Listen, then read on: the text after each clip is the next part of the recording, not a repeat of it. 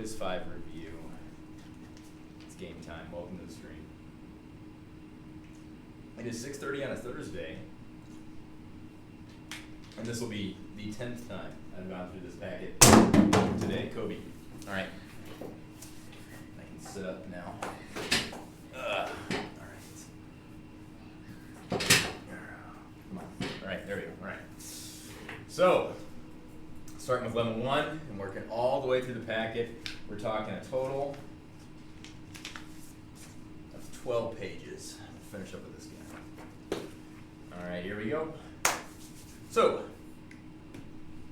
first things first, let's start with level 1, showing you why the algebra works. So, just so we're clear, our goal is to go from this to this. And we know this to be true. That when we have three fractions that equal each other, right, so three congruent fractions, that you're able to do this weird kind of subtraction where you take two of them, right, two of these guys, in this case they chose A, B, and C, D, right, and you're able to subtract numerators and denominators, and you get this guy, right, really weird thing, but it totally works, and I'll show you with an example with numbers. I'll give you three congruent fractions, so we'll do 3/4, we'll do 9/12, and we'll do 6/8. Those are all congruent fractions. They all reduce to 3/4. And so this statement is true, right? And if I take those numbers, if 3 is A and 4 is B and 9 is C and so on and so forth, right? If I take these two guys and these two guys and subtract them, 3 minus 9 and 4 minus 12, I should get 6/8. And this is true. If you check, 3 minus 9 is -6. And 4 minus 12 is -8. And if you look, that reduces, right? Or the negatives both cancel, right? Negative divided by negative is positive, and we get 6/8 equals 6/8. And even if this weren't already reduced, I could reduce it, and it would all reduce down to 3/4, right? Because they're all equivalent, right? It'll reduce down to the lowest terms here. So this is true for any set of fractions that are congruent, equal. You can take two of them and subtract them like this, and get the third one. So I'm going to prove that this works for anything that you're talking about, as long as we have three congruent ratios, a double proportion, if you will. Remember, ratios are two numbers, their relationship shown by division, right? If I want to know the relationship between 8 and 2, I can do 8 divided by 2, and it'll tell me the relationship, times 4, right? So I have a relationship between A and B, and it's the same as the relationship between C and D, the same as the relationship between E and F. And we call that a proportion, because there's equal signs, right, between these ratios. So, let's actually get to the proof. So we're given this. And what we're going to do is we're going to find out what A and C are. We're going to get them equal to something, and we're going to subtract them, and it's going to get us what we want. Here's what I mean by that. So if you move this over by multiplication, you get this, right? So if I find out what A and C are, when I subtract them, what should pop out is something like this, right? And then I can work back from here to get to here. So I'm going to find A and C by doing math, and then I'm going to subtract them, and I'm going to get this stuff after doing a little bit of math, okay? So what I want to do is I want to get A on its own, so I know what A equals. I want A to be equal to something with B, D, E, or F in it. So what I want is to take these two guys and get A on its own. So I'm going to go with A over B equals E over F. That's true. And I'm going to get A on its own. And how I'm going to do that is I'm going to multiply by B to both sides. Right? Because when I do that, this becomes 1, right? Because we have B divided by B. And A divided by 1 is just A. So A is on its own. And then over here, multiplication. I multiply by the top and divide by the bottom. So B is multiplication, so it goes on the top with the E. And I get that. I get A equals BE over F. So I now know what A is. I'm going to find out what C is. So I'm going to find out what C is. Here's my C. Again, I'm going to take these two. CD equals EF. And I'm going to get C on its own. I'm going to do the same thing I did before. I'm going to multiply by D to both sides. When I do that, right, that goes away, it becomes 1. I get C equals, multiplication happens from the top, DE over F. So now I know what A and C are. And I'm going to subtract them, and what should happen is I should get something that looks like this after messing around with it a little bit. So I'm going to do that. I'm going to do A minus C. Well, if I do A minus C, that's the same thing as BE over F minus DE over F, right? A minus C should be the same thing as these two being subtracted.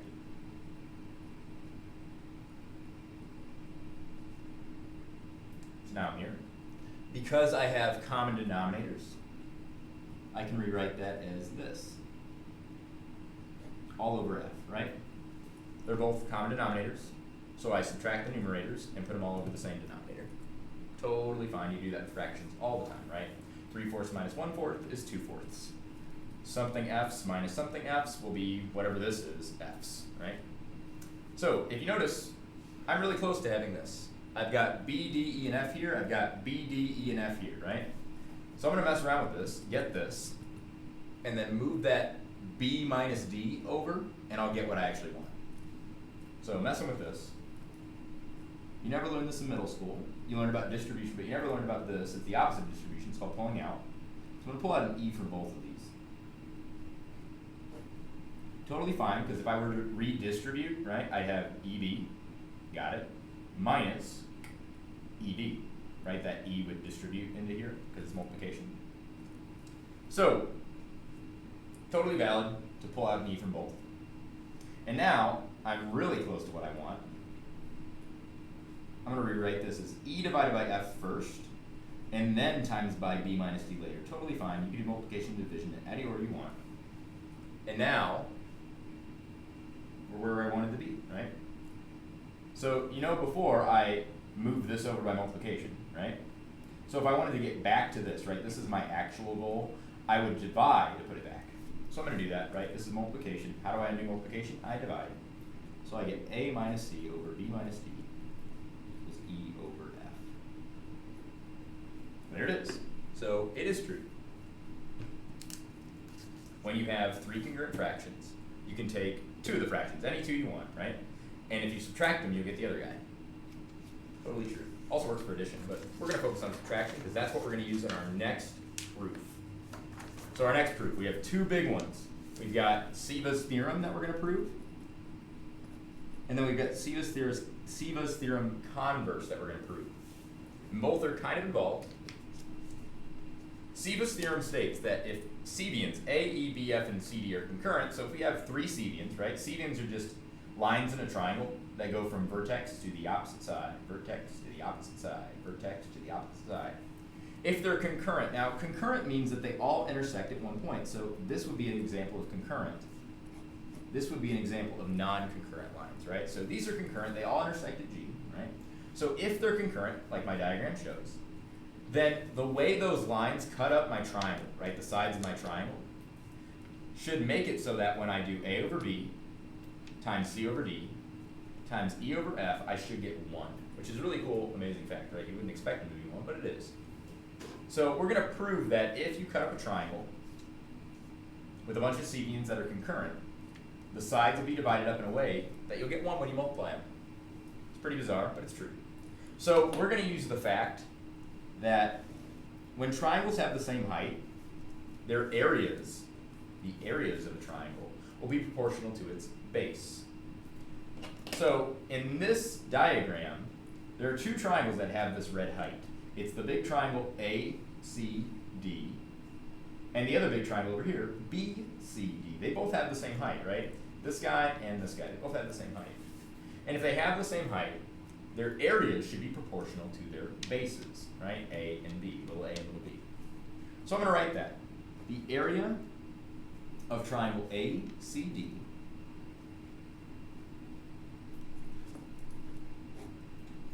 over the area of triangle BCD should be proportional to A over B, their bases, right? ACD, its base is little a, right? And BCD, its base is little b. Cool? Well, there's actually another set of triangles that also use base A and base B. They have a different height. Their height's like from here to here. But they have the same height, and they also use base A and base B. So these two triangles, their area will also be proportional to A and B. So I'm going to write that down, right? They'll also be proportional to A and B. So that's going to be this triangle, triangle ADG, this guy, right? This little guy. His area will be proportional to this guy. Let me highlight those. So this guy, ADG, will be proportional to A, the same way that this is proportional to B. So BDG, area of triangle BDG. Cool. All right, well, if you remember from the first page, right, if we have three fractions equaling each other, then we're allowed to take two of those fractions, any two we want, subtract them, and have it equal to the middle guy, right? And when we subtract them, I mean we subtract them in that weird way, right, where we subtract numerators and we subtract denominators, and it'll still equal A over B. So I proved that that works earlier, so I'm going to do that now. I'm going to take the area of this dark blue triangle, and I'm going to subtract the light blue triangle.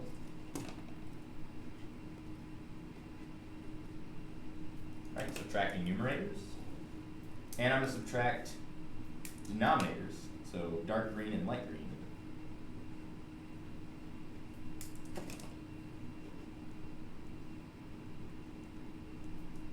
And what I should get is still A over B. We know this to be true from our first lemma. Now, what does this represent, right? Dark blue triangle, that's this guy.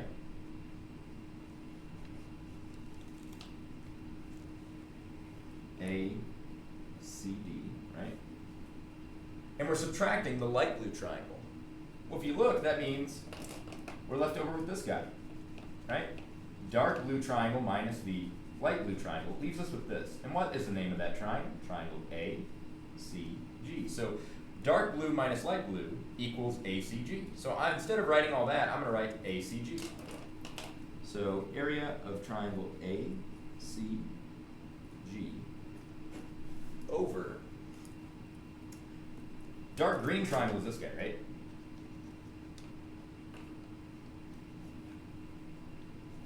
Right? They both have the same height, the blue triangle, the dark green triangle. Dark green minus light green leaves us with this guy, right? So dark green minus light green equals this triangle. That's triangle BCG.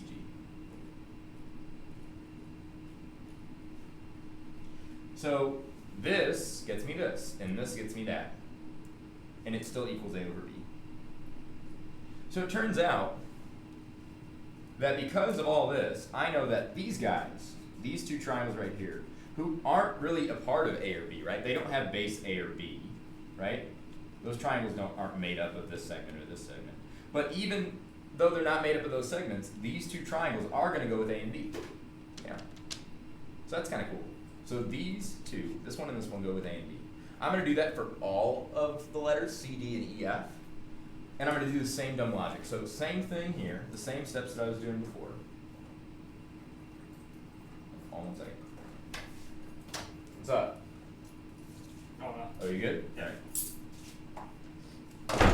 You said spot one was over. Oh, don't. Seriously, this is tough stuff. My kids are dreading this. This is hardcore stuff. Oh. All right. You ready for this alphabet soup?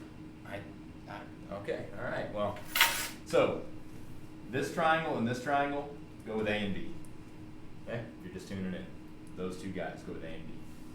I'm going to do the same thing for C and D. These triangles right here are going to go with C and D. So it's going to be some alphabet soup.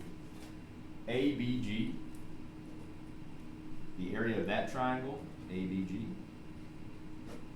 is going to go with this triangle, A, C, G. That guy's going to go with C. That guy's going to go with little d. This is by the same logic that I got this guy. All that work, I could have done it again with different triangles and got the exact same thing. I'm going to do it as well for E and F. So these two guys are going to go with E and F, right? So that's triangle, looks like BCG. Going to go with little e. And this guy right here, let's do ABG, alphabetical if we can. That's going to go with little f. Alright, so the whole point of all this is I want to prove that when I multiply A over B and C over D and E over F, that I get 1. It's going to be really bizarre looking, but it's true. So I'm going to set up A over B times C over D times E over F, and I'm going to prove that that equals 1. Well, I know A over B is just the same thing as this. So it's a pain in the ass to write, but I'm going to write it.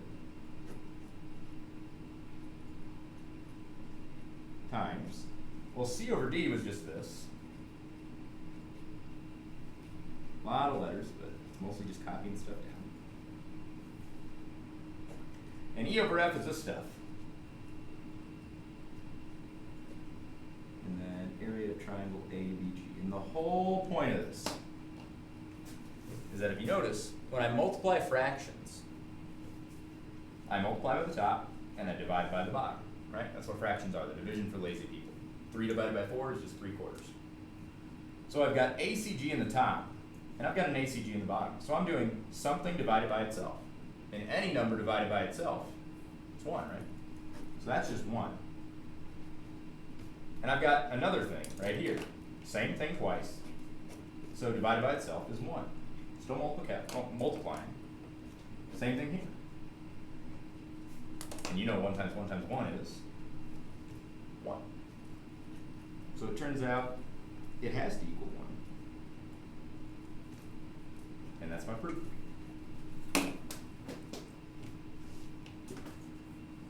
So the big triangles have the same height, so they're proportional to their bases. Trust me on that one. That's a lemma. Okay, you just got to know that that's true. Well, these triangles here also have the same height, so they're going to be proportional to their bases, which also happens to be the same thing. Now we learned from another lemma that if you have 3 fractions equaling each other, you can take 2 of them and subtract them in this weird way, and you get the third. These 2 guys being subtracted, right? You get this still. And what's cool about this is that if you do dark blue triangle minus a light blue triangle, you get this guy, right? And if you do dark green minus light green, you get this guy. So I rewrote that down here. That's those triangles, right? They have no color. So they're going to equal A over B. And I just did the same thing for all these guys. And then when I multiply A over B times C over D times E over F, I'm really multiplying these guys, and they cancel and make 1. So if I have 3 lines in a triangle, drawn from the vertex to the opposite side, right, any triangle, if I draw lines in from here to here, here to here, and I don't know, here to here, as long as they are concurrent, meaning that they all intersect at one spot, then how they divide up the triangle, if you take those numbers, they'll all multiply together and get 1. That's Sivas Theorem. The converse of Sivas Theorem says the opposite. It says if we know that the triangle is divided up such that it all multiply to 1, right, then it means these must all be concurrent, meaning that the lines that we drew to divide up the triangle, right, they must all intersect at one point. Now you see in my diagram, this one does not, obviously. Because to prove this, what we're going to do is this thing called proof by contradiction, where you say, I'm going to assume that the opposite of this is true. I'm going to assume that these don't intersect, right? And I'm going to show that that is the stupidest thing ever. Like, it could not be true. It contradicts everything in math. It just is completely nonsense. So if I assume the opposite, and it's false, then the original must have been true, and I'm in, right? Now, this is a very powerful tool in mathematics. It's kind of hard to understand, though. So here's what I'm going to do. I'm going to assume, right, the opposite of this. I'm going to assume that these Sevians, and if you're tuning in for the first time, a Sevian is any line in a triangle that goes from vertex to the opposite side, right? Just any line, random lines, right? So assume Sevians AE, BF, and CD are not concurrent, right? Proof by contradiction. We have to assume the opposite and prove that that's ridiculous. We're going to prove this statement is ridiculous. So I assume they're not concurrent, which is why I drew it that way, right? 2 lines intersecting happens all the time. The question is, can we get all 3, right? Is that line, does it have to go through this if this is true? And we're going to show that to be true. So there should be a line that does go through G, right, that I can draw from here. So I'm going to let that happen. I'm going to call that line CGJ. So I'm going to say let line CGJ exist and ADGB exist. Big letters are points, little letters are values for how long those segments are. So we're going to let A, B, J, B exist. Cool. Right. So I know it goes through G because it has G as one of its letters, right? So my line that I drew and the two others here, they're concurrent. And we just learned Sivas Theorem says if you have three concurrent C-beams, then the way it divides the triangle up, right, will all multiply to 1. So I'm going to use Sivas Theorem, the thing we just proved, by Sivas Theorem. I know that AJ, that's that segment, divided by BJ, I'm just running around the triangle here, times this guy, BE, over CE, alphabet soup, CF, and AF should all equal 1. Cool. But this is a problem. Here's why. I was told at the beginning the way that this guy divides up the triangle, right, into little a and little b and little c, little d, little e, and little f, that also equals 1. Now I'm going to use some big letters here. Little a, otherwise known as AD, right? Cool. So I'm going to write that. AD. Little b in the original diagram was otherwise known as BD. And then so on and so forth. Notice it's the same, right? Because the original lines aren't going to be different on these guys, right? So I'm just going to call it BE and CE and CF and AF. So I know that equals 1. That was what was given to me, right? I just switched out little letters for big letters. And if that equals 1 and that equals 1, then this equals that, right? Again, lots of letter writing, but it's mostly just copying stuff down. So the first part up here, right, must equal the second part, because they both equal 1. And this is the problem. This is all multiplication, right? If I want to undo multiplication, I divide, right? So I'm going to divide both sides by C over F, or CF over AF. I don't know what that number is, but it's some number. Well, when I divide this side, it goes away, right? I'm moving it over. But I already have a CF over AF over here. Anything divided by itself is. So those both become 1. They go away, because 1 times anything, we just ignore it, right? Well, same here. If I divide by BE over CE, right? Both sides go away, essentially. Now this doesn't. And what I get is this.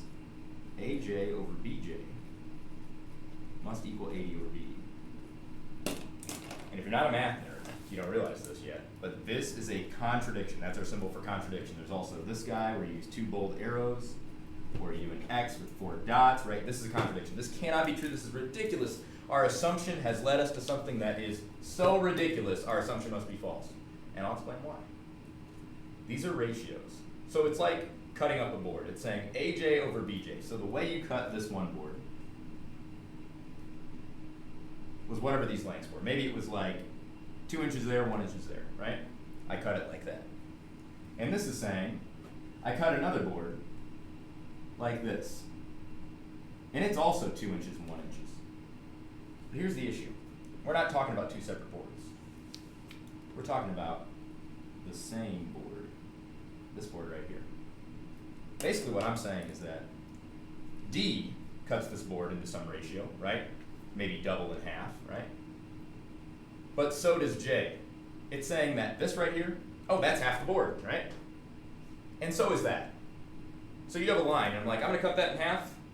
Right here is where you gotta cut it in half. Or if you want, you could take the same board, you could cut it over here and also get you a half. No way, right? There's only one spot where you can cut a board in half, or 2/3 or whatever, right? One spot. This is claiming that there are 2 spots. I can cut it like this, AJ and BJ, those 2 pieces. Or I can cut it into these 2 pieces, AD and BD. And the way those pieces are, right, half and double or whatever, right, are the same. That's nonsense. You can't cut a board in 2 different spots and expect to get the same length, right? It doesn't work that way. So our assumption was false. Therefore, that's the therefore symbol in math. It's a good one. Our assumption was false. Well, if our assumption was that they were concurrent, or not concurrent, and our assumption was false, the truth must be that they are concurrent. So I'd write that down here. I'd write that down here, right? That they are concurrent. And then I'd end my proof of the box, because that's what mathematicians do when they're done. So I assumed to back up and run over it again, much like a dead cat. I assumed the opposite. And I said, well, if that's not concurrent, there must be one that is. Well, if it's concurrent, then by Sivas Theorem, right, the way it divides up the triangle, 1. But they told me the way this guy divides the triangle gets 1, right? That's an issue, right? How do we divide it 2 different ways and get the same answer? So these must be equal. And I showed that that would imply that we cut the board in 2 different spots, but we get the same answer. That's a contradiction. Can't happen. So what we assumed is false. This line, if it does cut the board the same way this guy does, it must be the same line, right? If it's going to cut it in the same spot, it's got to be the same line. So this line must be concurrent. And we win. And that's one of the hardest ones we do. That is a tough one, a really tough one. We got some easy ones after this, much easier. That's a tough proof. That's that. Are you live right now? Oh, I'm live, yeah. See if we got any comments. None yet, I didn't figure. I figure they'll wait until like last minute to watch the recording. But yeah. I do it, that way they have no excuse. You know what I mean?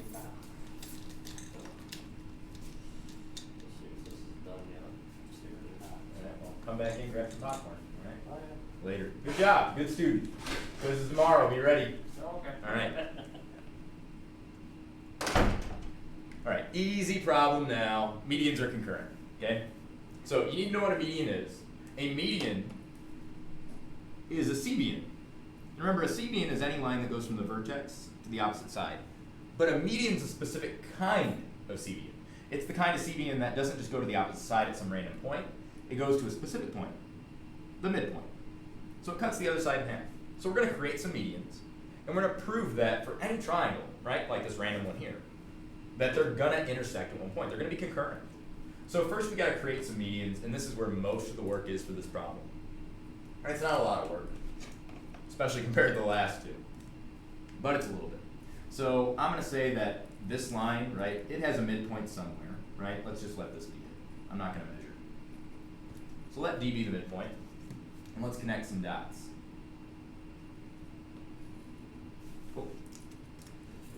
So I'm going to say let AD exist, and have it cut this side in half, meaning that this segment's congruent to that segment. So meaning that BD is congruent to CD. Cool, all right. Now I'm going to make another median. So I'm going to go from B to the opposite side and cut it in half. Let's do this. So I'm going to connect that up. And again, 2 lines intersecting at a point, that ain't anything special, right? The question is, will that third one have to go through there as well?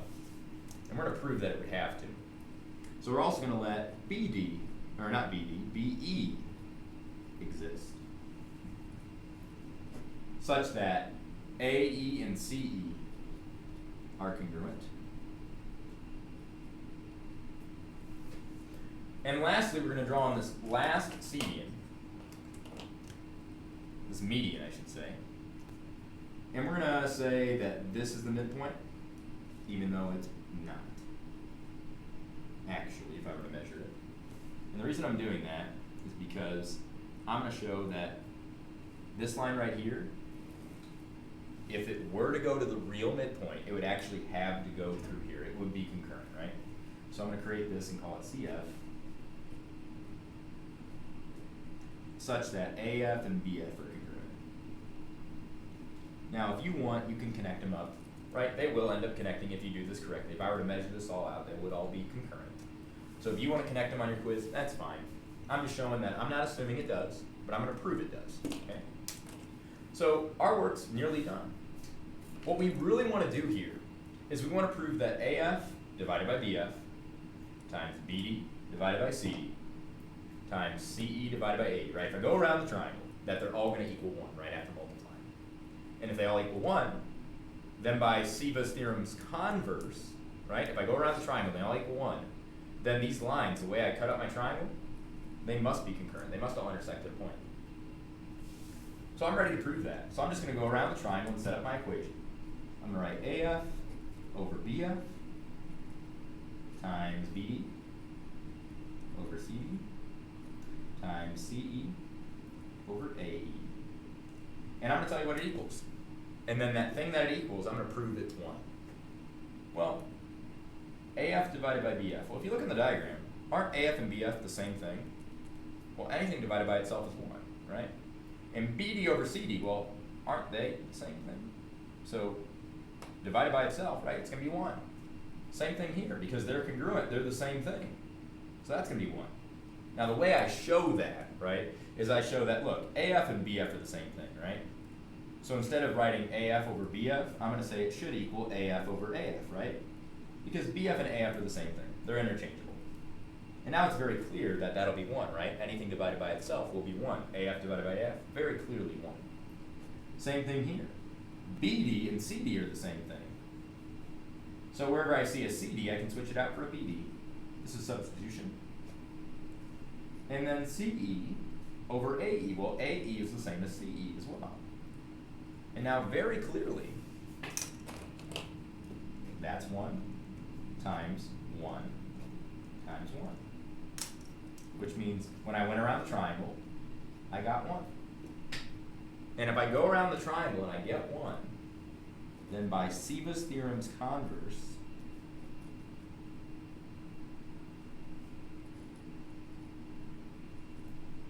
if I go around the triangle and get 1, Sivas Theorem's converse says that they must be concurrent. The lines must be concurrent. So I'm going to write what they wanted. Medians, which is what I drew in, right, of triangle ABC are concurrent.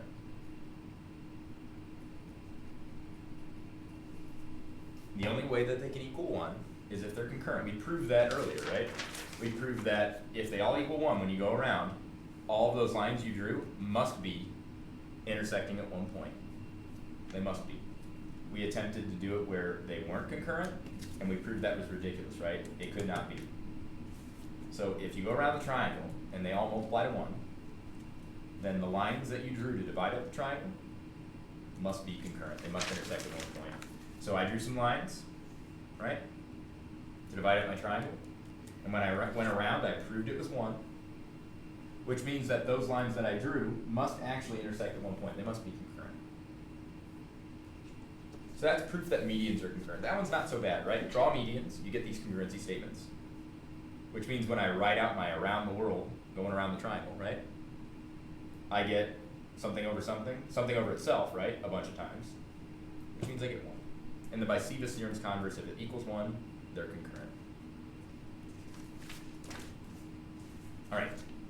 Number 5, triangle angle bisector theorem, or TAB theorem for short. So TAB theorem says that if we're given an angle bisector in a triangle, right, if we have a triangle that has an angle bisector in it, remember angle bisector is a line, it's a cdean, right? It goes from vertex to an opposite side. But not just any line, it's the line that cuts this angle into 2 equal pieces, right? That's an angle bisector. Bisect means to cut in half. And that's an angle bisector, so this line cuts this angle in half. So it says that if you cut an angle in half, the sides of that angle, let's call them x and y, the sides of that angle will be proportional to the bases, right, where it cuts down here. So x and a go on top and y and b go on the bottom. Or if you flip both, that's fine. So we're going to prove that this is true. So we're going to prove that this is true. So we got an angle being bisected here, right? That's what they said. AD bisects angle BAC. So that's true. And if I've got an angle bisector, it means that x over y should equal a over b. Now what you're probably thinking is you're thinking, oh, I'm going to get these triangles similar, and that's going to give me a proportionality statement. Yeah, but there's no way to prove these triangles similar. You're not going to get another set of angles, and you need at least 2 angles, 2 sets of angles, to prove triangles similar. And you only have 1 set. So what we need to do is create another triangle. And not just any triangle, a triangle that has a parallel side to another one of these triangles, so we can get congruent angles. So what we do is we pick either AC or BC to make a line parallel to. I'm going to choose to make a line that's parallel to AB. So again, you choose either side of the angle that you're bisecting, right? I'm going to choose this guy, and I'm going to draw a line that's parallel to that. So I'm going to do that. I'm going to go straight up as best I can, and hopefully it will be somewhat parallel. Okay? And I'm going to call that CQ. And I'm going to say it is parallel to this guy, right? So I created a line that's parallel to another one. Totally valid. We do that all the time. And not only that, because one line does not a triangle make, I'm going to extend this guy. I'm just going to have him keep on going. And where he intersects with this green parallel line, I'm going to call that point P. Cool. And that creates another triangle, right? So I've got another triangle to talk about. And it turns out these two triangles will be similar. And that's what's going to help us get these similar parts, right? These proportional parts. Because if you notice, this triangle has A, right? We're going to find out that it also has X in it. All right, so I made that triangle. Let's talk about how I made it. We're using let there be line. Let there be a parallel line, CPQ, parallel to this guy, AB, right? That's what I created. And then I extended this guy. So also let ADP exist. Cool. And again, we know that CPQ intersects ADP at P because they both share that letter, right? So we made a triangle here, right? We have triangle CPB. Cool. Well, it turns out that we have two parallel lines cut by a transversal. And whenever we have that, we should be looking for cap or alternate interior angles. So if you look inside the parallels, so interior, right? And opposite sides of the transversal, right? Opposite sides of this line, top and bottom, right? These two angles be congruent by alternate interior angles theorem. So this angle here will be congruent to this angle here by alternate interior angles. They're inside the parallels and opposite sides of the transversal. Okay, and this angle's the same, just to be clear, right? They're all three congruent. So I'm gonna write by alternate interior angles theorem. I know that this angle down here, BAD, whoops, not BAB, BAD, is congruent to angle CPB. Cool. Well, one set of angles does not similar triangles make. I need two sets, right? And I want to prove these similar so I can match up their parts, right, and get what I want.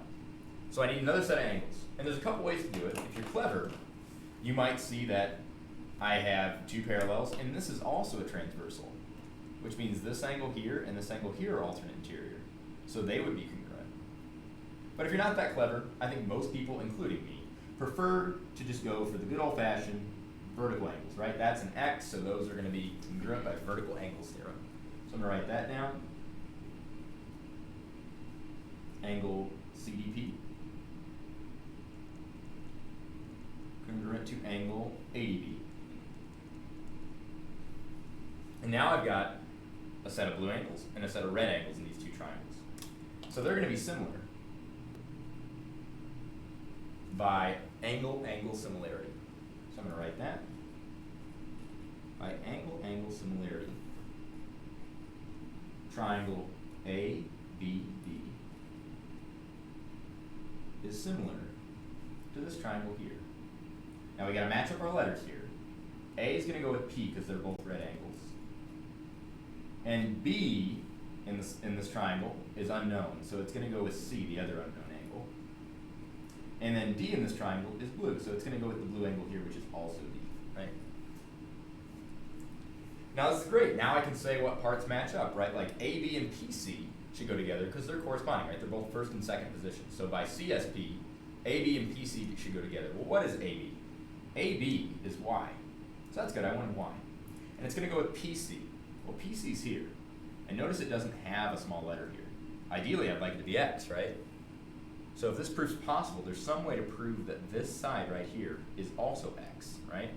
That these two sides are congruent.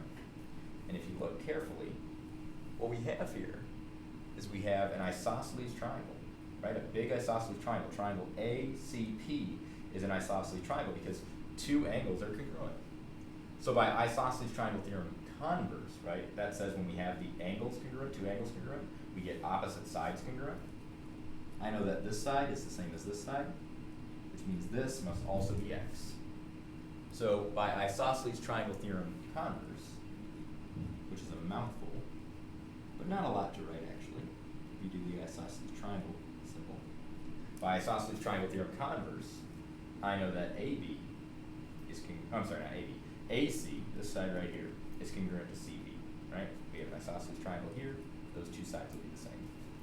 So AC is congruent to CP. And not only that, that CP equals x. Because they're congruent. So now when I do AB and PC by CCP, or CSP, by corresponding similar parts, AB over PC, right? Well, AB is y, and PC we now know is x. So we get y over x equals BD over CD. Well, BD is little b, and CD is little a. So B over A. And if you look, that's really close to what we want, right? We want x and a on top, so all I have to do is flip both. So therefore, I can get x over y, a over b. And I did it. So what did we do? We created parallel lines. We extended our angle bisector, and we got alternate interior angles because of that. We got vertical, so we could make these similar. And then we said this whole thing's isosceles, right? This guy right here, so these two sides are the same. Then I did CSP to match up the sides. These two went together, and these two went together, and I won. Remember, you can draw parallel lines to either this side, right? Or I could have done the proof where this would have been parallel, and it would have created a triangle down here, right? Either way works, whatever you want to do. So that's proof that when I have an angle bisector, it divides the bottom up in such a way that the sides of the angle will be proportional to the bottom pieces. And we're going to use that in our next proof. So speaking of angle bisectors, we're going to prove that they're concurrent, that they always intersect at a single point inside our triangle. We're proving the existence of the incenter, right? So I'm going to draw some angle bisectors. And again, what is an angle bisector? It's a line in a triangle, right? Or not necessarily a triangle, but a line that cuts an angle into two equal pieces. So I'm going to draw some. So that looks like it's cutting that angle in half, right? So I'll label it like this. So I'm going to say let. Let's have that go to CD. Let CD exist. And it's going to make two congruent angles. Angle ACD and angle BCD. So those two angles are congruent. Now again, by angle bisector theorem, triangle angle bisector theorem, tab theorem, the thing we just proved on the last page, right? That says if we cut an angle in half in a triangle, the sides will be proportional to the bases you created. So AC over BC will equal AD over BD. So I'm going to write this over here.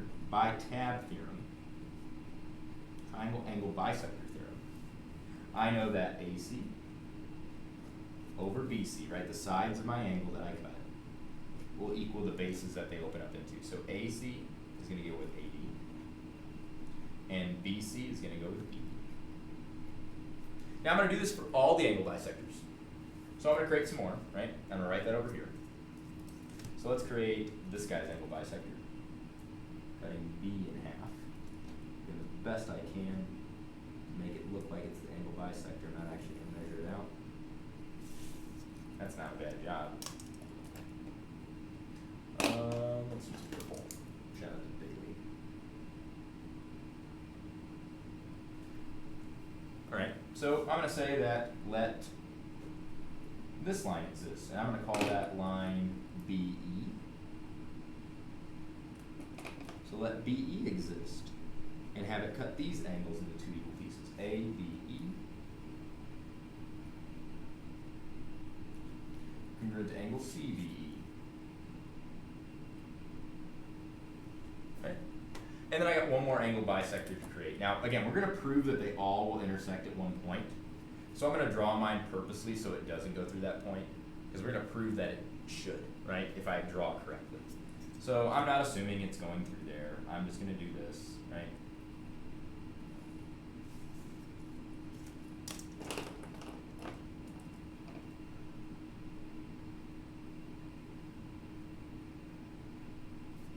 So I'm going to do that. So I'm going to create this guy. I'm going to call that AF.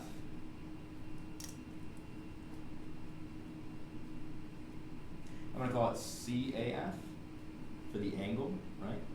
And it's going to be congruent to the other angle, BAF. You don't have to take BAF. All right, so I've just created my angle bisectors, right? The first step of proving things concurrent is to create the things you're trying to prove concurrent, right? I'm going to create some angle bisectors. Last time, we wanted to prove medians were concurrent, so we made a bunch of medians, right? From vertex to midpoint. Here, I'm cutting angles in half with lines. And I'm going to prove that they all have to intersect at one point, actually. Right, cool. So, what I'm going to use now is tab theorem on the rest of these guys. So for the purple angle, right, this was for my red. For the purple angle, using tab theorem, right, it cuts this angle into two equal pieces. I have a full side here and a full side here, right? Those are the sides of my angles that I cut, right? And they're going to go with these two bases that it creates. So BC and BA. So I'm going to do, scoot this down, up a little bit. So BA over this side of the angle, right, BC, is going to equal the sides they open up into. So BA has AE as its base, and BC opens up into CE.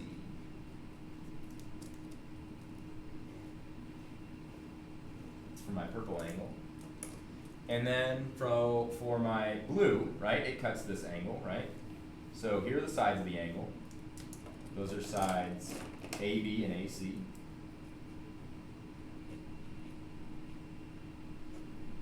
Those sides are going to go with these bases, right? So AB goes with BF, and AC goes with CF. So that's tab theorem done on all my angle bisectors. And now I'm ready to do this, to prove that they're concurrent. Remember, to prove stuff concurrent, what we're going to do is prove that when we go around the triangle, they all multiply to be 1. So I'm going to do that now. So if I go around the triangle and I set up my equation, I've got AB over BD times BF over CF times CE over AE. And I'm going to prove that that equals 1, right? When I go around the triangle, right? I'm going to prove that all multiplies to 1. Well, AD over BD, if you look, I know what that equals. It equals this. AC over BC. And BF over CF, well, I know what that is. It's AD over AC. And CE over AE, now be careful, I have that, it's just flipped, right? So I have to read it upside down. So CE over AE would be the same as BC over BA.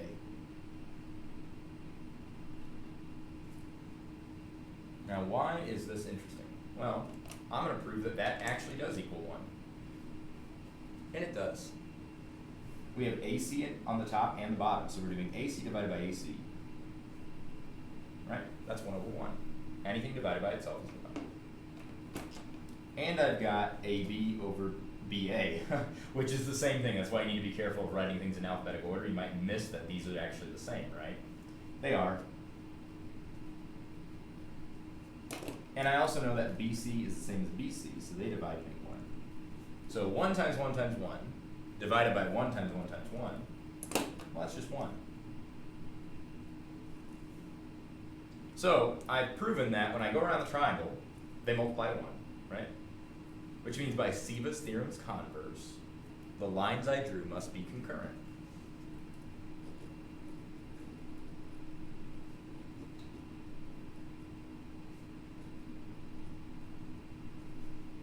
The angle bisectors of ABC are concurrent.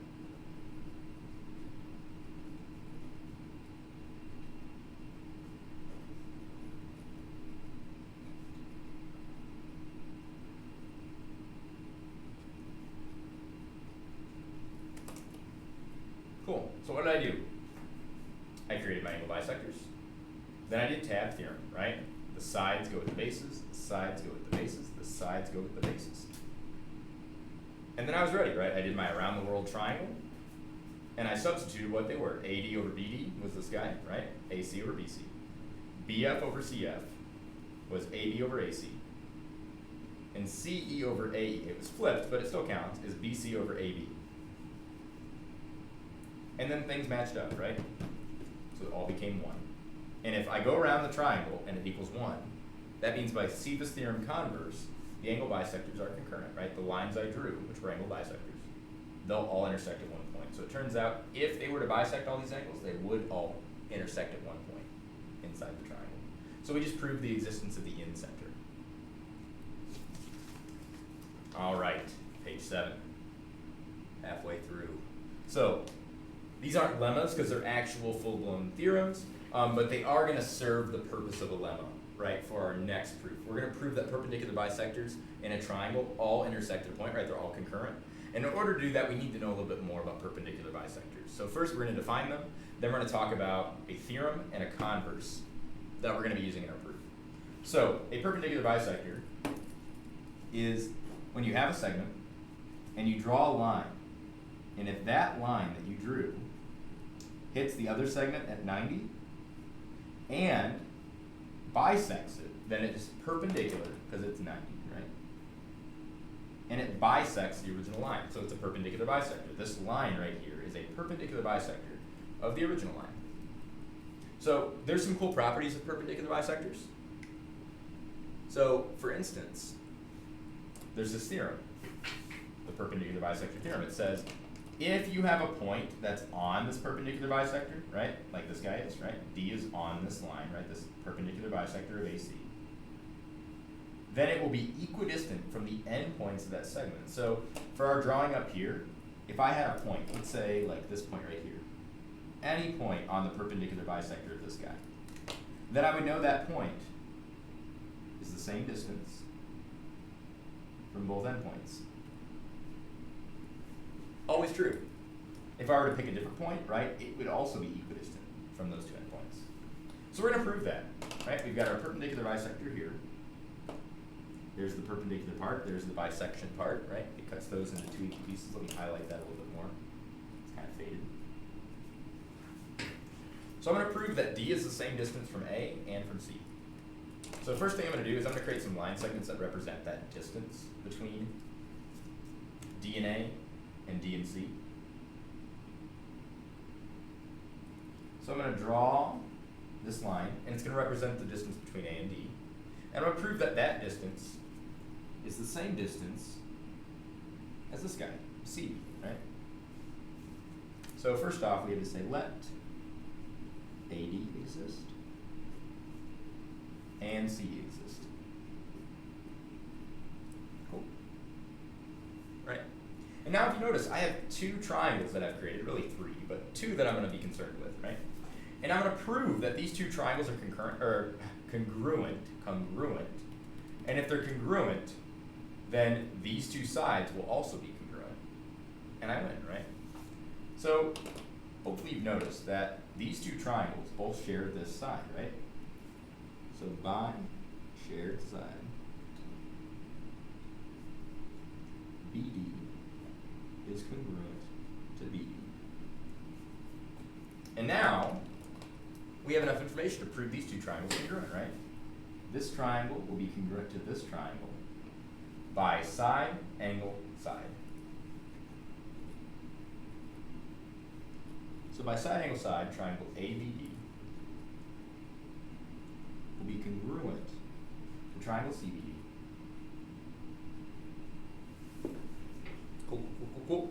All right, so if the triangles are then congruent, then we can use CCB, corresponding congruent parts, right? We can match up letters and figure out what else is congruent about these triangles, right? And we're going to get that these two are together, right? That they're congruent. If you look, AD and DC, AD and DC, they're both first and third, right? AD and CD, these two guys, they're first and third. So they are corresponding, right? So they'll be congruent. So by corresponding congruent parts, AD will be congruent to CD, these two guys, right? So those two guys are congruent. Well, if they're congruent, then by definition, right, A is the same distance from D as C is from D. And that's how we finish the proof. By definition, D is equidistant from A and C. Cool. All right, so that's perpendicular bisector theorem. It says if you have a point on a perpendicular bisector, then it's always going to be the same distance from the endpoints of the other segment. Always true, even if it's the top point. Or even if it's the bottom point, right? Any point on here.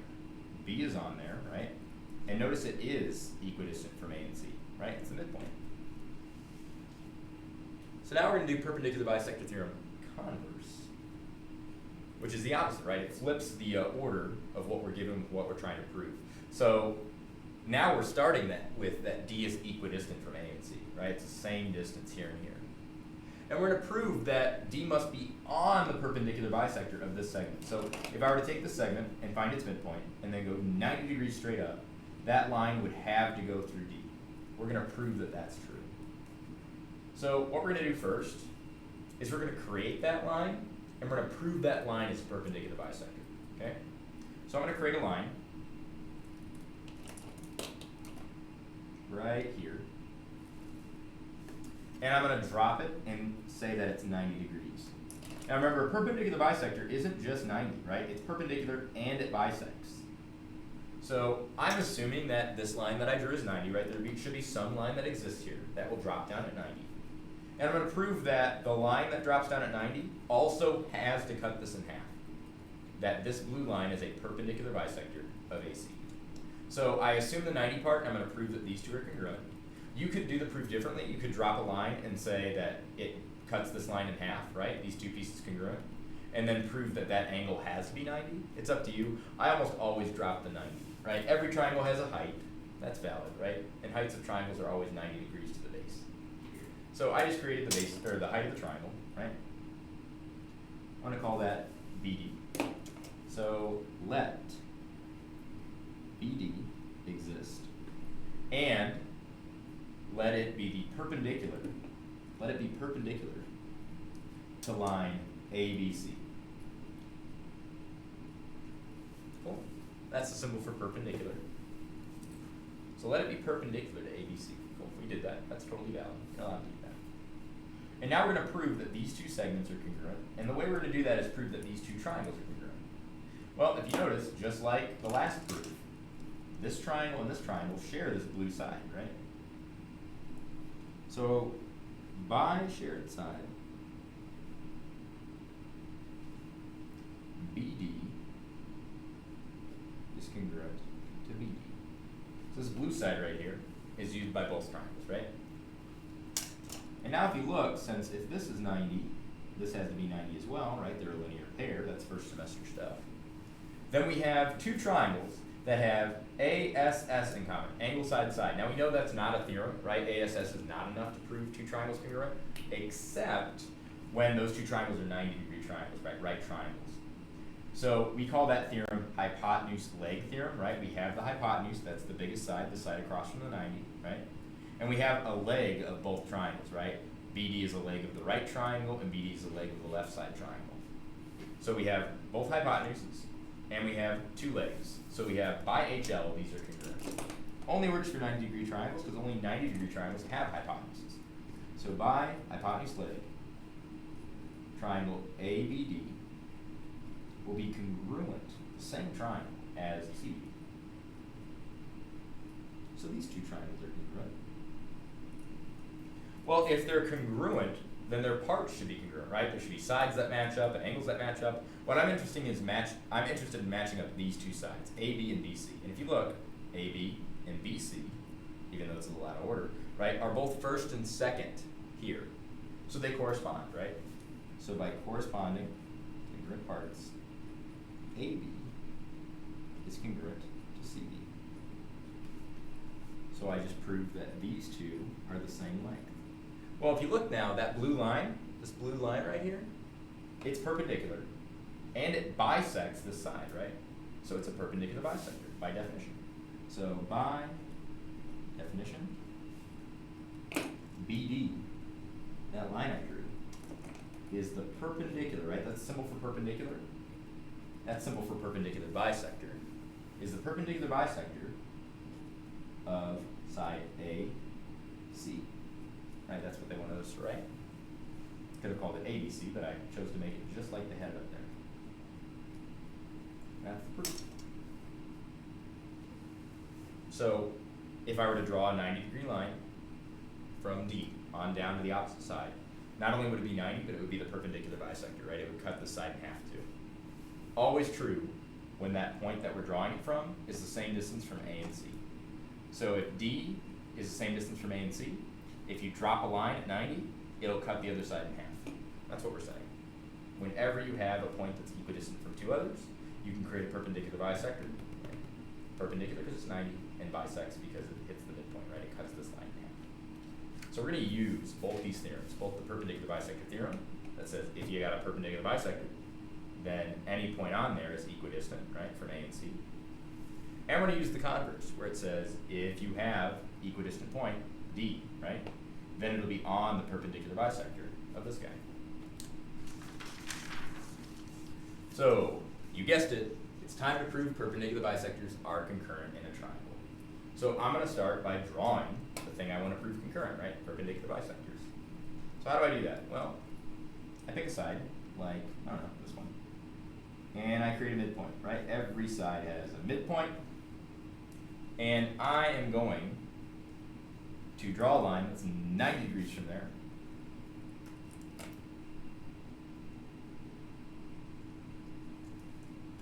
And I'm going to call that line, I don't know,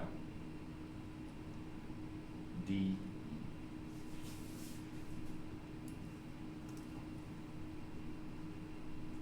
Okay? And I would encourage you before writing all this out to draw all of your perpendicular bisectors, at least two of them. We're going to draw two of them. We're not going to draw all three for this one. We're going to draw two of them. To draw your perpendicular bisectors first and then label them, because they are going to intersect at some point. That's important. So we're going to have a point of intersection here that we need to write down. So I'm going to choose another side. Let's choose this one. And I'll have that be a midpoint. And I'm going to draw a line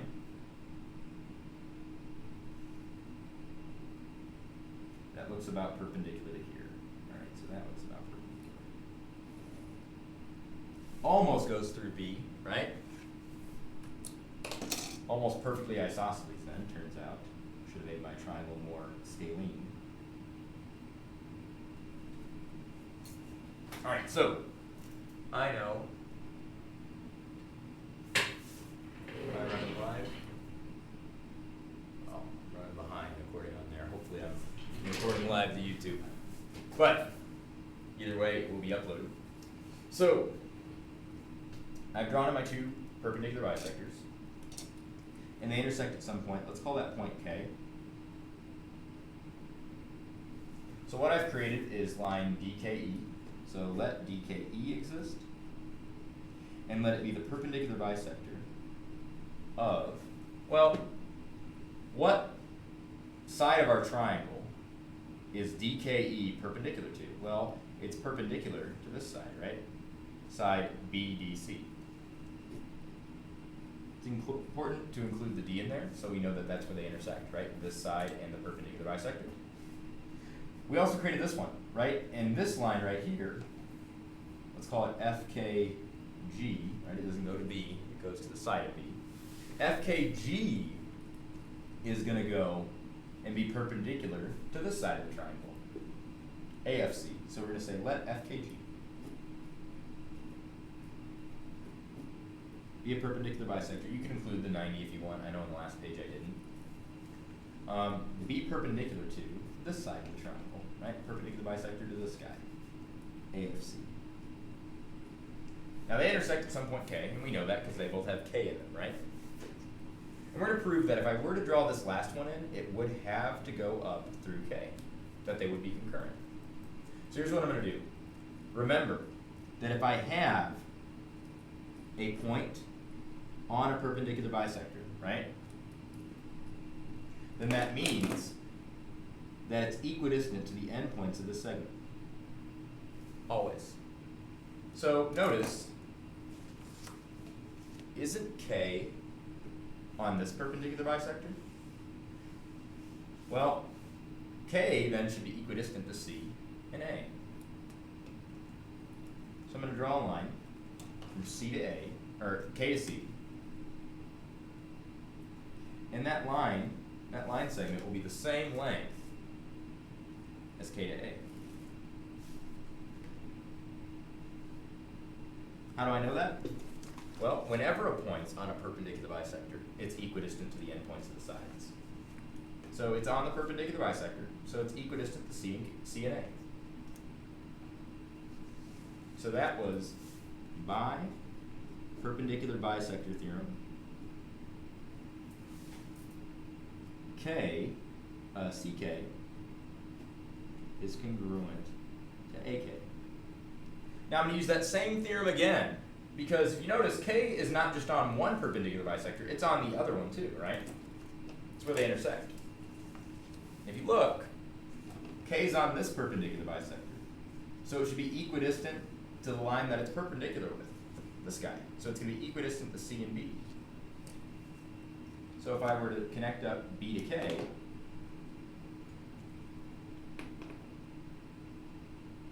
that will also be congruent to CK. Right? It's the same distance from all three vertices. That's what the circumcenter is, right? The perpendicular bisectors make the circumcenter. And the circumcenter is always equidistant from the vertices of the triangle. And that's what K is. It'll end up being the circumcenter. So I'm going to write BK is congruent to CK, is congruent to AK. Well, now it's time to use perpendicular bisector converse. And that says that if you start with a point that's the same distance from these two guys, right, then you know that that point is on the perpendicular bisector of this side, right? If I were to draw from the midpoint up at 90, it would go through that point. That's perpendicular bisector theorem converse, right? It's the opposite of this, right? They start at different points and end up with different conclusions. So, notice that I've drawn a perpendicular bisector for this side, and I've drawn it for this side, right? But I haven't drawn it for this one. So, what I'm going to say is that, look, K is the same distance from A and G. Or I'm sorry, yeah, A and B, A and B. And if it's the same distance from 2 points, right? If it's the same distance from 2 points, then it must be on a perpendicular bisector, right? So K is the same distance from 2 points, so it must be on their perpendicular bisector. So it must be that K is on their perpendicular bisector. So I'm going to write that.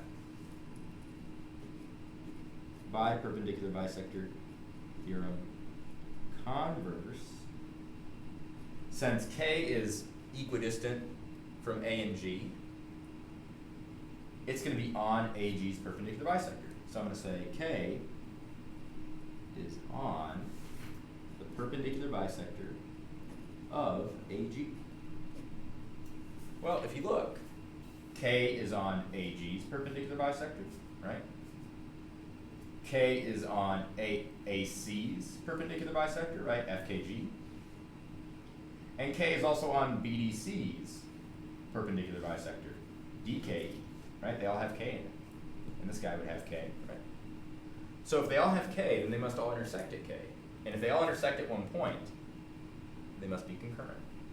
therefore, perpendicular bisectors of triangle ABC are concurrent.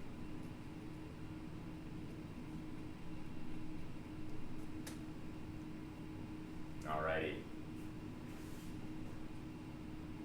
So we proved perpendicular bisectors concurrent. I drew my perpendicular bisectors. I only draw two of them for this proof, right? And then I said that since K is on two perpendicular bisectors, it's equidistant to those vertices. And if it's equidistant from A and B, then it must be on AB's perpendicular bisector. So if it's on the two that I drew and on the one that I've yet to draw, right, it's on all three. And if it's on all three perpendicular bisectors, then they must be concurrent. Alright, on to number 10. We are nearly done. This one's kind of weird. What we're going to do is we're going to use this idea. So, every triangle has another triangle hidden inside it. If you connect the midpoints of a triangle, right, so that's a midpoint, and that's a midpoint, and if you connect them,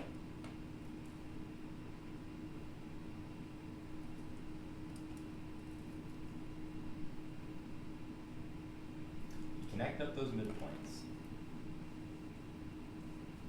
it makes a smaller triangle inside, right? This guy, right here. And that triangle, it turns out, will be will have sides that are half as big as the sides of the original triangle. So this triangle side is double 3 tick marks, right? So this will be just one set of 3 tick marks. It's half the length of this guy. And this side right here will be half the length of this guy. So just one set of double tick marks. And this guy right here will be one set of single tick marks. And not only that, but this line will be parallel to this line, and this line will be parallel to this line, and this line will be parallel to this line. We call this triangle that we've created a medial triangle. And there's a theorem called the Medial Triangle Theorem that says there's always a medial triangle, a triangle that is half the size of the original and parallel to the opposite sides, existing in every triangle, right? No matter what triangle I draw, there will be midpoints, and I can always connect them. And those sides, those opposite sides, will be parallel, right? And that will be half of this guy, and so on and so forth.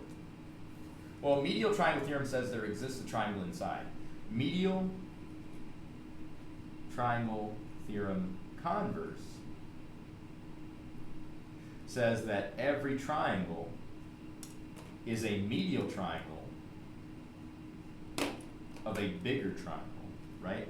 So instead of making the hidden inside triangle, right, we're taking a triangle and saying that's a hidden triangle of another triangle. And that these sides will be parallel, and this will be twice as big as this, and so on and so forth. So what we're going to do is we're going to take the triangle that they gave us, and we're going to say, look, that triangle by Medial Triangle Theorem Converse should have another triangle that we can draw around it that will be twice as big as the original triangle and have sides that are parallel to the original sides. And then, so we're going to draw that. Let's draw some parallel lines. So let's use bright blue. I'm going to start out by drawing a line that's parallel to this highlighted blue line, AB. So parallel looks like this. Get my ruler out. I'm going to slide it on down without changing the angle as best I can. I'm going to draw a parallel line.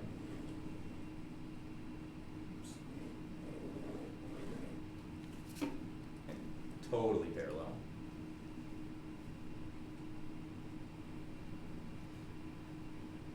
To AB. I would highly recommend that you label the letters after you're done drawing all your parallel lines. It'll save you a lot of letters. And I'm also going to create another set of parallel lines. A set of parallel lines that are parallel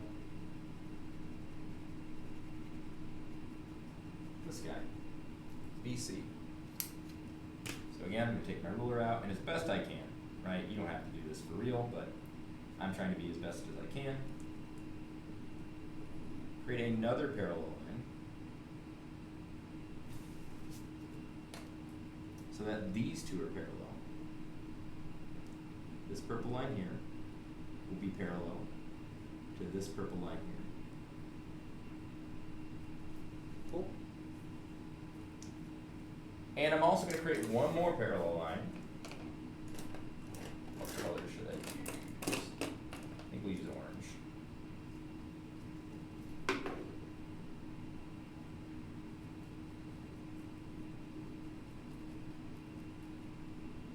So I'm going to create a line that's parallel to AC.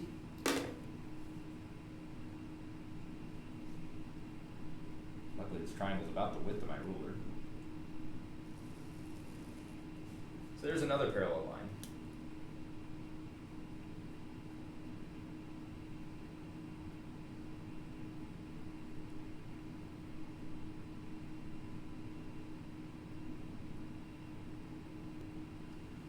So orange lines are parallel. And where these lines intersect are going to be the vertices of my new bigger triangle. Cool. So let's write about how we created those lines. So we're going to say let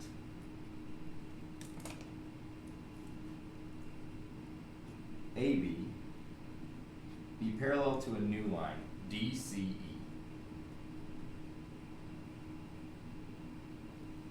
And let AC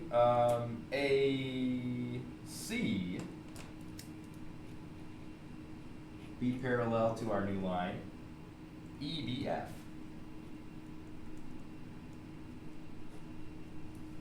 And finally, our purple line, let BC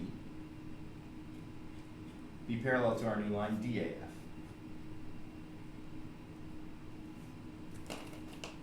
Cool. So, by definition, right, this is a medial triangle of the bigger triangle that we made, right? So that means by medial triangle theorem converse, right, this triangle right here is going to be half as big as the triangle we made. These sides are going to be half of each other, right, half and double. This is going to be half and double, and this is going to be half and double. So I'm going to write that. By medial triangle theorem converse, we know that this side will be half as big as this side. In other words, these two will be congruent to this guy. So I'm going to write that. Segment AB congruent to CD congruent to CE. Same thing here. This guy is going to be congruent to these two segments. So BC congruent to AD congruent to AF.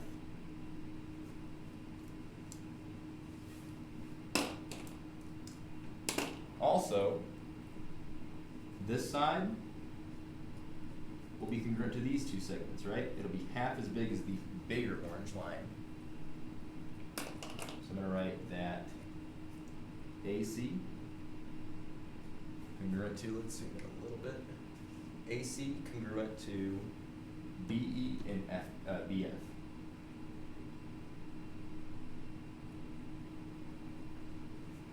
Cool. So I drew my parallels, and then I got a bunch of congruent lines by medial triangle theorem, right? Because that's a medial triangle of the bigger guy. So now what I'm going to do is I'm going to draw some perpendicular bisectors, right? You thought I was going to draw orthogonals. Wrong. No, I'm actually going to draw perpendicular bisectors of this bigger triangle. And what's going to happen is that the perpendicular bisectors of this bigger triangle are actually going to be the orthogonals of the small triangle. So let's draw some perpendicular bisectors. So starting here, let's do this. There we go.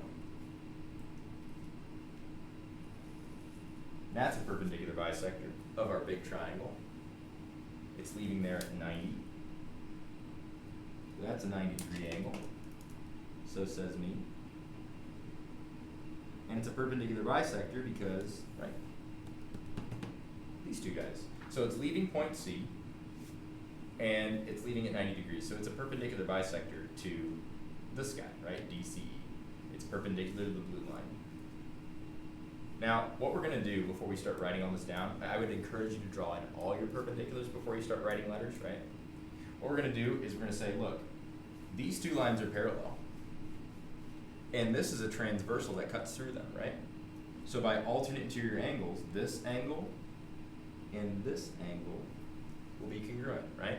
We have inside the parallels, opposite sides of the transversal. So they're both 90. And if you notice, because we're going C to the opposite side of this small triangle, right? That's an orthogonal, what we just created. Right there is an orthogonal. We're going to prove that because the perpendicular bisectors of the big triangle are concurrent, so must these orthogonals. So now I'm going to draw in some more. Before I do that, let's connect up our dots. I'm going to draw C. I've used F, but I haven't used G yet, so I'm going to write G. Okay. I'm going to draw in one more perpendicular bisector, and it's going to intersect somewhere, right? I'm going to draw that. If I go here,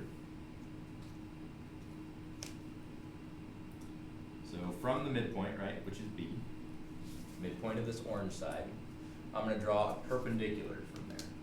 So if I'm careful, that looks to be about 90. That perpendicular bisector, right, this is a 90-degree angle. It's 90 with the orange line. And it intersects the first one here. I'm going to call that point K. And it goes to the opposite side of this medial triangle. I've used G now as H, but remember H and I look the same if you turn them sideways, so I try to avoid those. And I'm going to go straight to J. Cool. Now I'm going to draw my last perpendicular bisector in.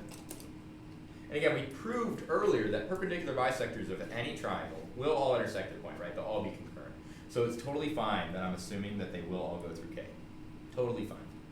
So I've drawn it for the blue side. I've drawn it for the orange side. I need to draw it for the purple side now.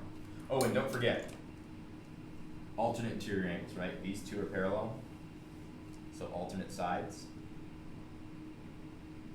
That'll be 90. So that means this is an orthogonal, right? It's going from B to the opposite side at 90. All right, last one to draw in. This guy. And notice if I did my stuff really carefully, it actually does go through that point. So that line is a perpendicular bisector.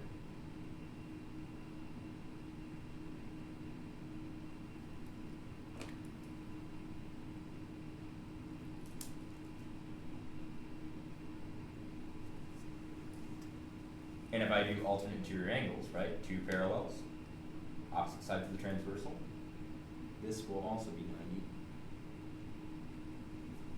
So now we've got to write all that.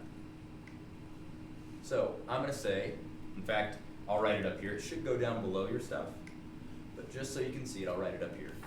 I said I'm creating a bunch of stuff. So let this be the perpendicular bisector of the blue side. Well, what is this line called?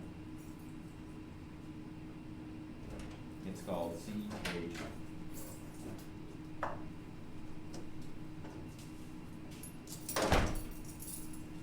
Brace yourself, this is in the middle of a crazy one. Look at this diagram.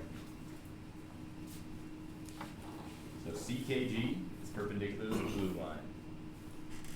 So it's the perpendicular bisector of that blue line, DCE. I drew in a perpendicular bisector for the orange line right here. So it's called BKJ. So BKJ, perpendicular bisector. BKJ is the perpendicular bisector of the orange line, EBF. And lastly, I drew one in for the purple line. A, didn't label it yet, AK, just use J, just use K, next one's L, so AKL.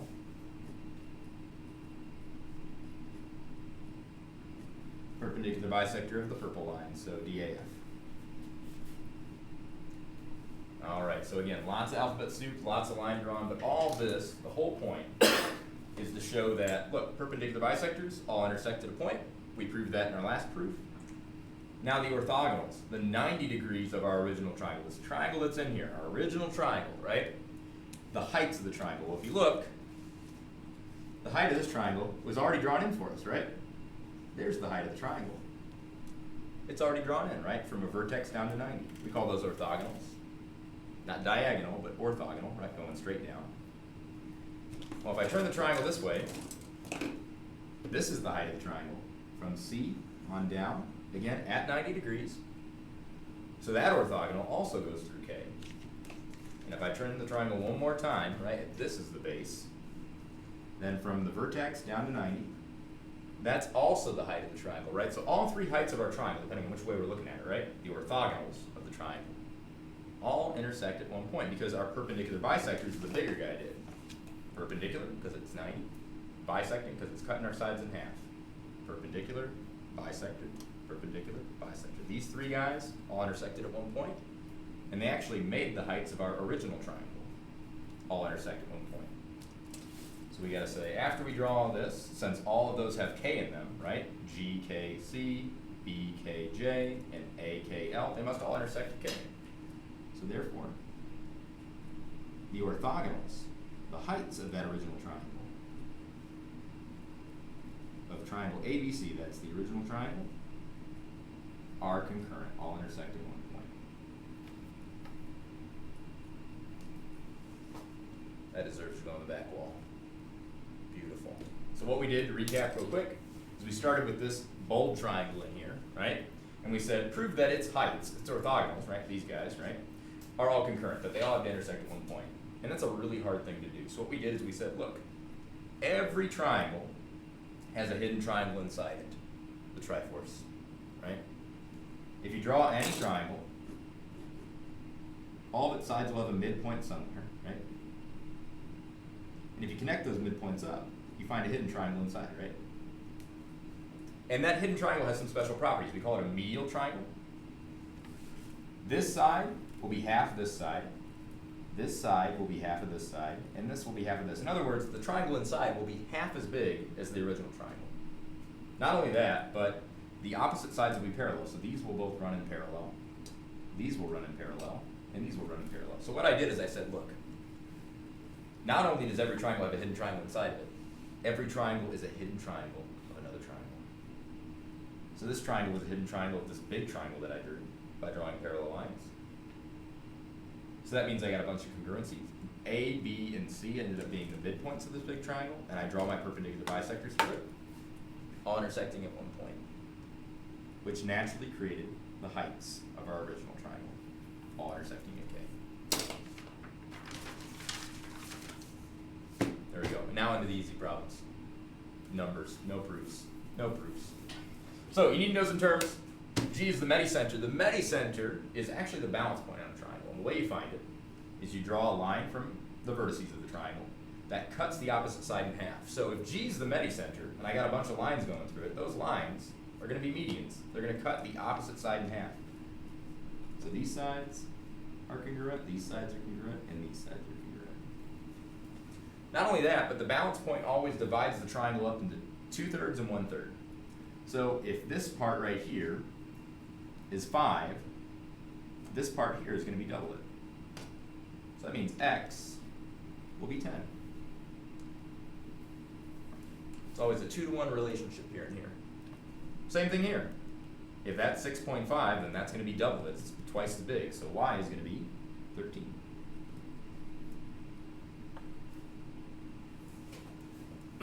Now if you look, what we have here to figure out z, well, if I knew what both these sides were, right, they're both the same. I could double them up and get z. But I don't know what those sides are.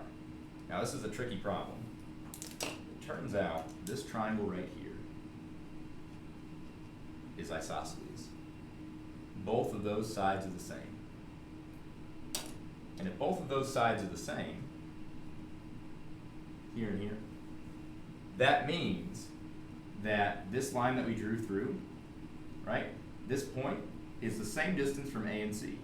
And we learned earlier, if something's the same distance from two other points, and the line goes through the midpoint of this side, then it goes at 90 degrees. So these are 90-degree triangles. Well, now we can do Pythagorean Theorem to figure out these missing segments. Leg of 5, unknown leg, and hypotenuse is 13.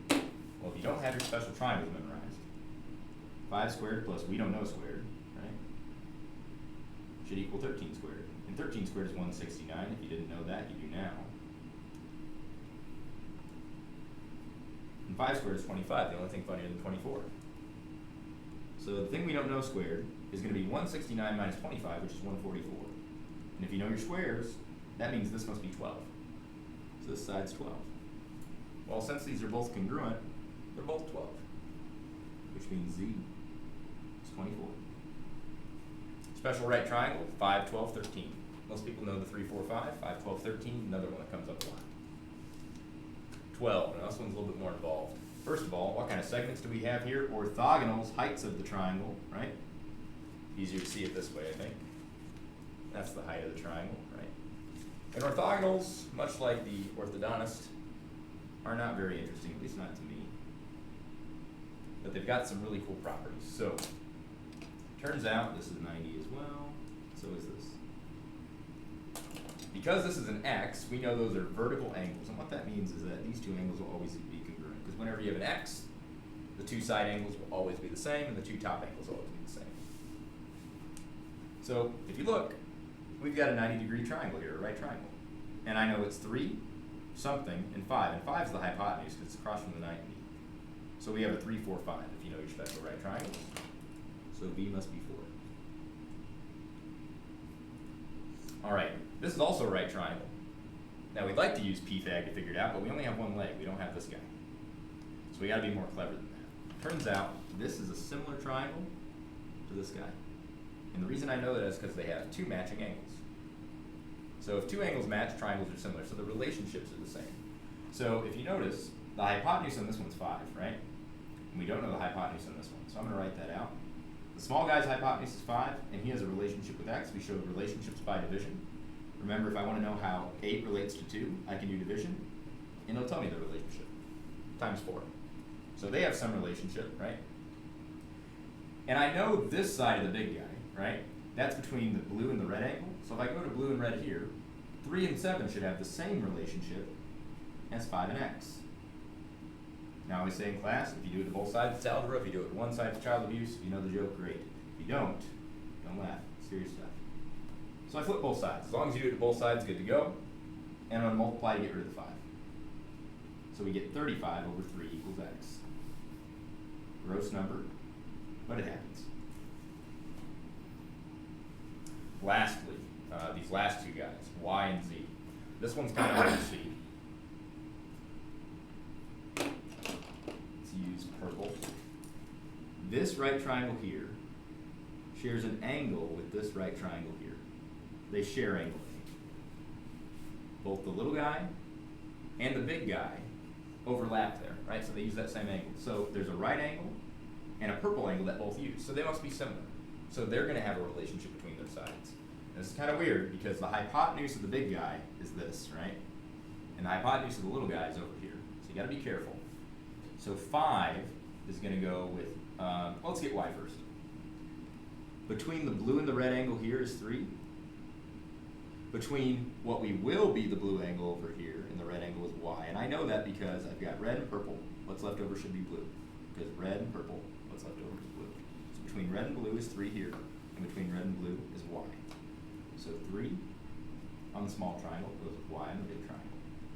And then it should have the same relationship as the hypotenuse, or let's do this guy, between red and purple, 4 on the small triangle, and red and purple on the big triangle, 12 total. So again, that's 7 and 5 added together for a total length here of 12. So between red and purple on the big triangle is 12. Between red and purple on the small triangle is 4. So they should be related. So the question is, this is 1/3, right? What is 3 1/3 of? Well, 9. But if you don't know it, just flip both. As long as you do to both sides, it's fine. We multiply by 3 to move it over. 12 divided by 4 is 3. Move that 3 over by multiplication, and we find out y is 9. Now lastly, let's get z. Z, this part right here, this is tough. We know that this side's 12, and this side's 9, and this is the hypotenuse, right? So I can do 12 and 9 and figure out what this hypotenuse is, subtract 4 and get z. It's a tough one. 12 squared plus 9 squared should equal this whole thing squared, which we're going to say is z plus 4. Yeah, let's just call it a question mark. Question mark squared. And we'll subtract 4 when we're done. 144 plus 81. Don't know squared. That's this missing side, right? 81 plus 144. That's a 5. Carried 225. And if you know your perfect roots, 225 is 15 when we root it. So this whole thing's 15. If I subtract 4, 11. That is a problem. So drawing these diagrams in Microsoft Word is a pain, absolute pain. So when I make one diagram, I try to put variables everywhere so I don't have to draw a bunch of different ones to make different examples. On the quiz tomorrow, that will not be the case, because I got plenty of time to make that. All right, 3 more and then we're done, and they're much shorter. All right, 2 triangles in this diagram, big guy and little guy. They're going to be similar, and I know that because they share an angle, right? Big and little. And we got parallel lines, so these are the same. These are the same. So they're similar triangles. So a small guy here, between the blue and the red, is 9, and it should relate to this guy the same way. Well, the whole length here, be careful, it's not 3, it's 12. So 9 over 12, small guy to big guy, should relate the same way that 12, the base of this guy, small guy, relates to the base of the big guy. So again, if you're confused, flip both.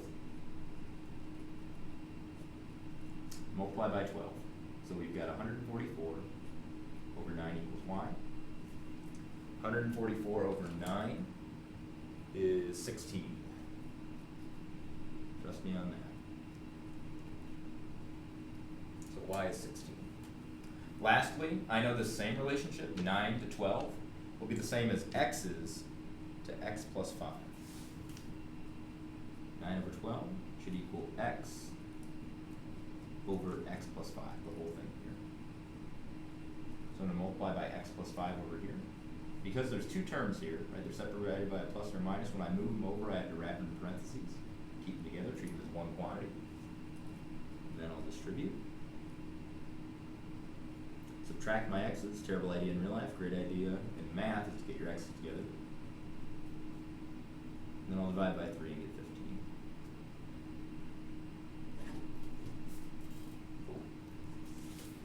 This monstrosity. So we know that if we have angle bisectors, which we do, right? This line cuts this angle into 2 equal pieces, and this line cuts this angle into 2 equal pieces. They intersect at one point. They're concurrent. And that point is called the incenter. And they call it the incenter because it's the center of an inscribed circle, meaning that it's written, scribed, inside the triangle. And it's a perfect circle. It fits perfectly inside the triangle, touches each side of the triangle at one point. So we got circles, we got radii, right? Radius of 5, radius of 5. In other words, G is the same distance from every side of the triangle. And when we measure distance, we measure perpendicularly. If I want to measure how high my head is away from the ceiling, I measure straight up to the ceiling. Just like when I measure from G to the side of this triangle, I measure perpendicularly. I don't measure like this, right? I get different lengths. The height is this. So same thing here, that's 90. That's going to help us out, because we want to find y, that's part of a 90-degree triangle. Now we'd like to use Pythag, but we're missing 2 pieces. So I'm going to do Pythag down here first. Well, if you notice, I've got a leg of 5 and a leg of 21. I'm going to find the hypotenuse. So I do 5 squared, 25. And root 21 squared, 21. And it's going to give me this hypotenuse squared. So that's 46. And then when I root that, I get what this is. So this is root 46. Gross number. Now if you notice, leg of 5, unknown leg, hypotenuse of 46. Leg of 5, root 21, hypotenuse of 46. So these two triangles are actually the same triangle. So y is going to be root 21. If you're not sure about that, you can do Pythag and find out. That's what it is. So these two triangles are the same. Now, if this is 90, that's also 90. And we know that radii are always measured 90 degrees to the opposite side, so these are 90. So I've got two 90-degree triangles here. So I know that this is 5 and 12. And if you know your special triangles, that means this is 13. 5 squared, 12 squared, that's 169. Root of 169 is 13. 5, some leg, and 13. Well, these two triangles are the same. So if it's 5 and 12 to make 13 over here, then it's 5 and 12 to make 13 over there.